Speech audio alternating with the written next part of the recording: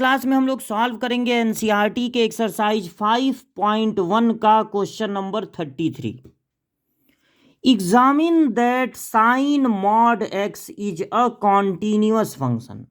Question है कि examine कीजिए कि sine mod x is a continuous function, ये फंक्शन कॉन्टिन्यूअस होगा। यानी अगर हमारा फंक्शन हो साइन मॉड एक्स तो ये कॉन्टिन्यूअस होगा, मतलब जब इसका ग्राफ बनेगा तो वो ग्राफ कहीं पर ब्रेक नहीं होगा। एक्स की किसी भी पर्टिकुलर वैल्यू के लिए ऐसा नहीं होगा कि पेन उठाना पड़े, फंक्शन की वैल्यू मिले ही ना, बल्कि इसका ग्राफ हमेशा बनता चला जाएगा, बनता चला जाएगा।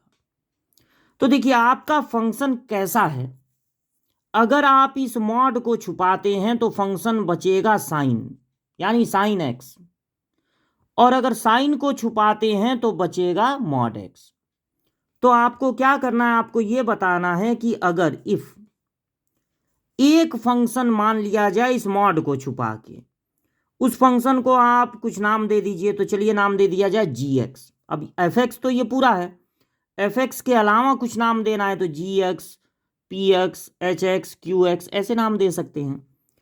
तो जी एक्स मान लिया जाए, इसको छुपा लीजिए साइन एक्स को, मतलब साइन फंक्शन मतलब साइन एक्स। अगर यहाँ 2x हो, x/2 हो, कुछ भी हो, उसको छुपाएंगे तो फंक्शन को साइन एक्स लिख देंगे। और एक फंक्शन मान लिया जाए, अब साइन को छुपा लीजिए तो बचेगा मॉड एक्स।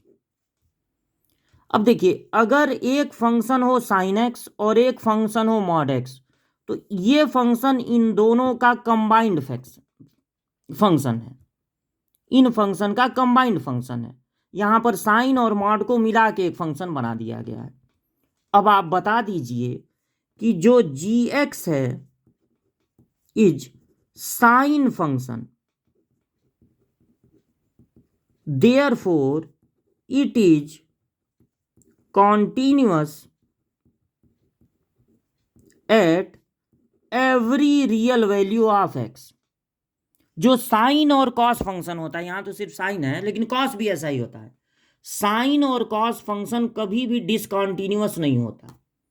साइन का ग्राफ बनाएंगे, कहीं पेन नहीं उठाना पड़ेगा, बनाते चले जाएंगे, बनाते चले जाएंगे। दूसरा आपका फंक्शन है मॉड में x, h x is a modulus function.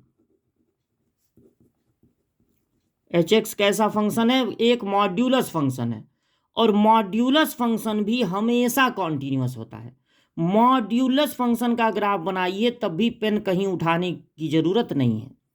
तो H x is a modulus function, therefore it is continuous at every real value of x. सारे रियल नंबर के लिए ये भी कॉन्टिन्यूअस है, ये भी कॉन्टिन्यूअस है। देयरफॉर, देयर मतलब कौन कौन, g x and h x,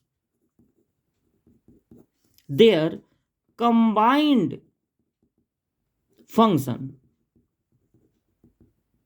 इस कंबाइंड फंक्शन को आप GOH लिख सकते हैं, और न भी लिखें क्योंकि जो फंक्शन का कॉम्बिनेशन है वो अब कोर्स से निकल चुका है, तो इसके बारे में आपको ज़्यादा जानकारी ना होगी, इसको स्किप कर जाइए, इसको मत लिखिए।